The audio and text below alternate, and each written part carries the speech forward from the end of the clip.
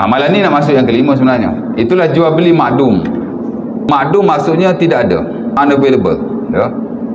Di mana majoriti para ulama memang mengharamkan atau melarang jual beli barang yang tidak ada. Ini kerana bahasa kepada beberapa hadis Nabi SAW, antaranya daripada Hakim bin Huzam yang diriwayatkan dalam Sahih Bukhari. Amat maklum sekali, ya. Di mana dia kata pada Rasulullah, dia kata, ya Rasulullah, ya'tini rajulu yas'aluni minal bi' ma laysa indi fa abta'u lahu minas suq summa abi'uhu lahu. Faqala Nabi SAW, la tabi' ma laysa indak. Hakim bin Huzam ni, dia kata pada Rasulullah, wahai Rasulullah, ada orang ni mari nak beli barang aku, barang tu aku tak ada, ya. Jadi aku pun pergi beli barang di pasar, kemudian aku jual pada dia. Dan Nabi berkata selepas itu menunjukkan bahawa dia tidak bersetuju. Kata Nabi, la tabi' ma laysa indak, jangan kamu jual barang yang kamu tidak ada. Sebab itu tak boleh jual barang yang kita tidak ada, ya. Walau bagaimanapun, di sana ada betul-betul jual beli yang dibenarkan walaupun kita tak ada barang. Kerana ada hadis juga Nabi SAW benar jual beli barang yang tidak ada, tapi dalam bentuk-bentuk tertentu. Ada dua bentuk yang ada dalam muamalah. Pertama yang disebut sebagai jual beli salam. Salam-salam ni ialah tempahan. Kata Ibn Abbas dalam Sahih Muslim, qadiman Nabi al-Madinah wa hum yusrifuna fi simari as-sanata was-sanata was-salas. Faqala Nabi SAW, idza aslafa ahadukum falyuslif, ataupun riwayat man aslafa falyuslif fi kailin ma'lum aw wazanin ma'lum ila ajalin ma'lum. Ibn Abbas kata, masa Nabi datang Madinah, depa ada buat satu bentuk urus niaga. Apa dia? Depa beli tanam-tanaman setahun, 2 tahun, 3 tahun. Maksudnya depa beli tanaman, depa dah bayar duit, tanaman tak ada lagi. Lepas tahun baru depa dapat. Lepas 2 tahun baru depa dapat. Lepas 3 tahun baru depa dapat. Jual beli dah berlaku, tapi tanaman tu kemudian. Apa jawab Nabi? Nabi kata boleh. Cuma kamu kena jelaskan spesifikasinya. Beratnya berapa?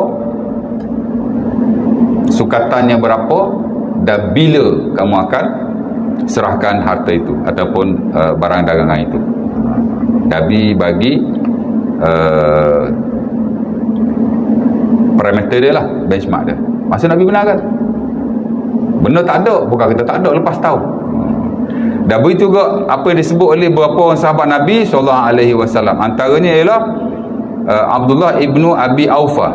Apa kata beliau? Dia kata pun sama juga. Kunna nuslifu ala ahdi Rasulillah. Kami buat satu bentuk urus niaga pada zaman Rasulullah, namanya salaf. Macam Ibn Abbas tadi juga disebut sebagai salaf. Salaf ni orang Iraq guna, salam orang Hijaz guna, ya.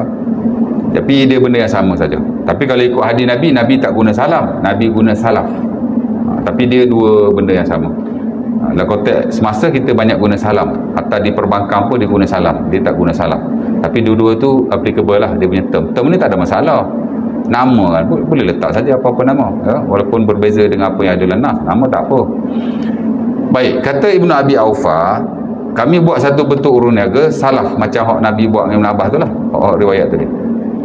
Apa dia? Kunna nusibu al-ghanaim ala ahdi Rasulillah fayatina ambat min ambati Syam fa nahnu nuslifuhum ala asy-sya'iri wal hintati waz zait faqila lahu akana lahum zar'un faqala la nas'aluhum an zalik. Itu hadis Abi Daud lah. Setengah riwayat lain dia kata kunna nuslif ala ahdi Rasulillah al-hintah wasy-sya'ir waz zait wala narahu indahu. Sama lebih kurang. Maksudnya dulu kami pernah buat urus niaga pada zaman Rasulullah SAW, namanya salaf ataupun salah. Macam mana? Peniaga tu datang, kami pun beli dengan dia. Apa yang kami beli? Kami beli gandum, kami beli minyak atau hal seumpama itu. Barang-barang keperluan macam tu lah, ya. Lalu dia ditanya, awak beli tu barang tu ada ke tidak? Ya. Tapi dia bagi tempoh lah, mungkin after few months atau 1 year macam tu. Jadi orang tanya dia, depa tu ada barang ke tidak? Apa jawab Ibn Abi Aufah? Dia kata, la nas'aluhum an zalik. Kami tak pernah tanya barang tu ada ke tidak ada. Janji dia boleh bagi barang tu pada masa yang dijanjikan dengan spesifikasi yang telah kami meterai. Nak banyak mana, kuantiti dia lagu mana, benda-benda macam tu lah. Sebab itu syarat dalam jual beli seumpama ini mesti ada jaminan yang merujuk kepada spesifikasi tertentu. Dia tak boleh main bayar je tapi tak dijelaskan orang bayawan. Dia mesti ada dia punya kriteria lah, spesifikasi dia tu lah. Kalau barang tu detail dia macam mana, mesti ada syarat dia tu lah ya.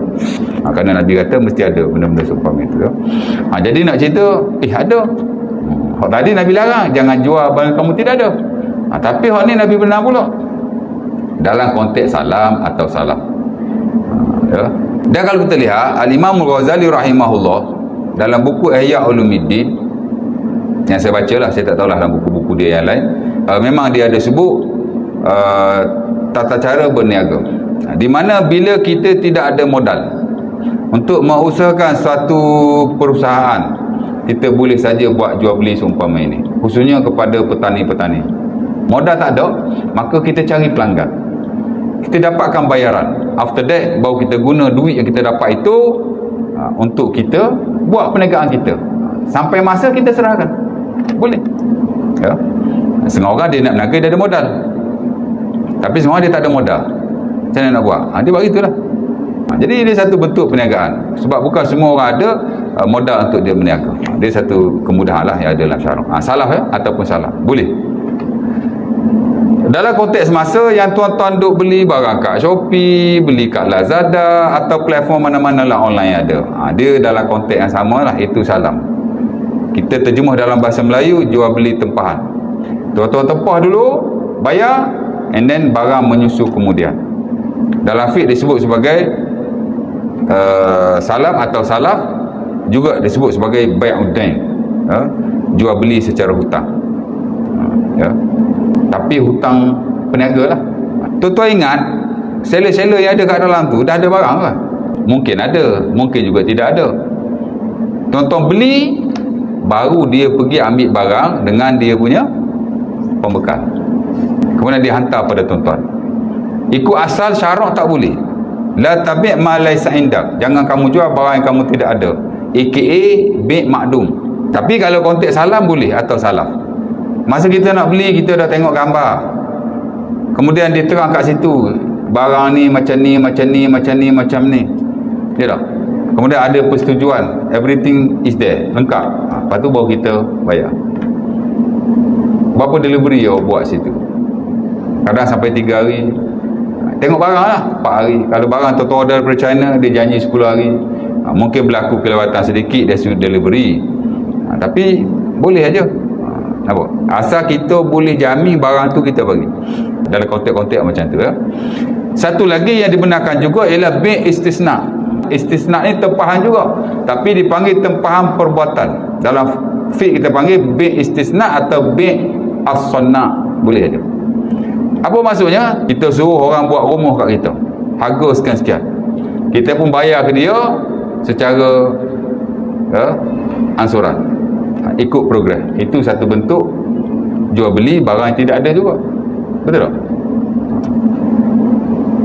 Ada kalanya tuan-tuan beli barang, kemudian tuan-tuan upah dia, okey je, itu tak masuk dalam bank istisna. Itu lain, itu upah, ijarah ataupun ujrah. Hak ni memang kita, dia berlaku, saya nak buat rumah sebiji, mai quotation, dia pun buat quotation bla bla bla bla bla. Ni quotation dia, harga RM50,000, siap masa 3 bulan. Okey, jadi dah jual beli tu, barang tak ada lagi, tapi dah buat akad jual beli, dan kita bayarlah RM10,000 wang pendahuluan. Kemudian kita bayar sedikit demi sedikit, sedikit demi sedikit. Kalau diikutkan pada asalnya, itu juga tidak boleh, kerana ia termasuk dalam jual beli barang yang tidak ada. Tapi ia dibenarkan dalam syarak, kerana Rasulullah SAW juga buat usnaga seumpama itu, di mana baginda buat cincin, baginda tempah. Baginda ni bila dia jadi pemerintah, dia nak hantar surat, arada Rasulullah ayaktub ila al-a'ajim faqila lahu ya Rasulullah innahum lam yakbalu kitaban illa maktuman. Nabi nak tulis surat pada pemerintah luar, tiba-tiba orang cakap kat dia, wahai Rasulullah, depa tu dia tak baca surat melainkan ada cop. Kata Anas bin Malik dalam Sahih Bukhari, fastana'an nabi khataman min fiddah wa naqashaha Rasulullah. Maka Nabi pun istisna, Nabi tempah pembuatan. Pasal cincin itu special. Kata Anas bin Malik, ada tulis Muhammad Rasulullah, mana boleh beli kat pasar, mesti tempah dulu. Tapi Nabi tempah. Setelah siap tempahan, Nabi pun pakai, adalah tulis Muhammad Rasulullah. Jadi cincin-cincin yang duk jual hari ni mengata-kata Muhammad Rasulullah tu exactly tak sama dengan cincin Rasulullah sallallahu alaihi wasallam. Ya. Kemungkinan besar tak samalah, sebab Nabi terbalik. Pasal Nabi bukan untuk baca. Bukan Nabi nak buat perhiasan, Nabi nak buat cop. Kalau Nabi tulis betul Muhammad Rasulullah, kalau Nabi cop, terbalik dekat surat tu. Tak. Lagi satu, susunan dia tak tahu lurus ke, naik ke, tak tahu. Itu hanya pendapat-pendapat tertentu saja. Dan of course lah, cincin-cincin seumpama itu yang ada tulisan-tulisan begitu, tak ada apa-apa fadilah atau kelebihan sama sekali. Buat nyusah diri je kalau pakar pasal ada jual kat Facebook, ada jual, tak tahulah berapa ringgit. Ya tak? Pakar-pakar masuk tanah nak buka lah, nyusah. Tak ada kelebihan apa-apa pun, tak payahlah pakar, menyusahkan diri saja. Jadi dua bentuk jual beli tu boleh lah ya. Satu salam, satu istisna. Satu jualan tempahan barangan, satu jualan tempahan pembuatan.